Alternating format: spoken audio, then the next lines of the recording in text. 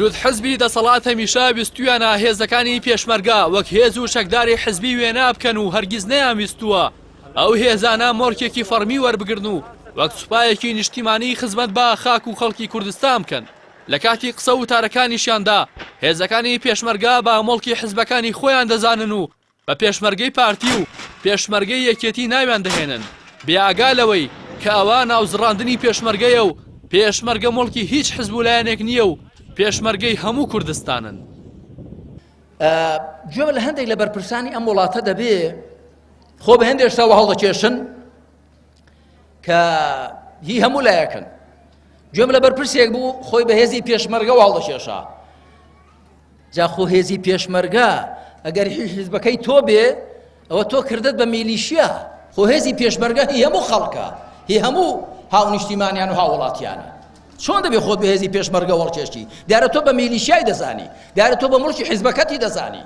جا خۆ ئەوە قسەی سوگوتونە بە هێزی پێشمەرگە. ئێمە هێزی پێشمەرگە لەوە بە بەرزتر دەزانین، بە چاکتر دەزانین حیزبێک مۆنۆپۆلیکە بیکاتە مڵکی خۆی. هێزی پێشمەرگە لە خزمەت هەموو خەڵک و وڵاتدان کە بەرگریان کردووە لە هێمنی و ئاسایشی کوردستان لەبەر هەمووان بەرگریان لێ کردووە. بەپێی یاسا نابێت هیچ حزبێکی سیاسی هێزی چەکداری هەبێت کەشی جووت حزبی دەسەڵات نەک ئەوەی پێشمەرگە بە مڵکی حزبەکانیان دەزانن بەڵکو هەندێک جاریش بۆ تەسفیە حساباتی حزبی و شەخسی و بنەماڵەیی بەکاریان دێنن. کۆمەڵی دادگەری کوردستانیش تا ساڵانی 2003 خاوەنی هێزی چەکدار و سەدام پێشمەرگەی ئازا و گیانە سەردەست و جبەخانە و چەکی جۆرا و جۆر بوو. ئەو پێشمەرگانە خاوەنی دەیان داستان و قارەمانەتی بوون دژ بە ڕژەمی بەعسی فاشی و پشکیان لە هێنانەدی ئازادی و ئاسایش بۆ کوردستان هەبوو.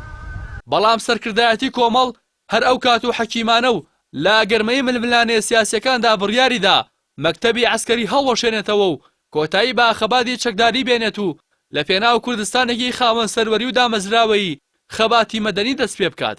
بەڵام هیچ کام لە جووت حزبی دەسەڵات نەیانتوانی وە کۆمەڵ باش بە خۆیان و بەرژەوەندەکانیان بدەن و بوێری ئەوەیان نەبوو کەوە کۆمەڵ دەستبەرداری چەک بن و سوپایەکی نیشتیمانی دروست بکرێت. لێرەدا ڕوودەکەینە هێزەکانی پێشمەرگە و پێیان دەڵێن لە هەڵبژاردندا بەدەنگەکانتان بۆ ئەو حزب و بەرپرسانی کە خۆیان بە ئێوە هەڵدەکێشن بسەلمێنن. ئێوە مڵکی هیچ حزبێک نین و ئازا و ئازایەنە بیر دەکەنەوە و خاوەن بڕیاری خۆتانن. پێیان بڵێن ئەو موچەی کە وەری دەگرن بەرهەمی گیان لە سەردەستی و قوربانیدانی خۆتانە. هیچ کەس ناتوانێت نەمنەتان بەسەردا بکات و نەهاڕەشەی نامبڕینتان لێ بکات.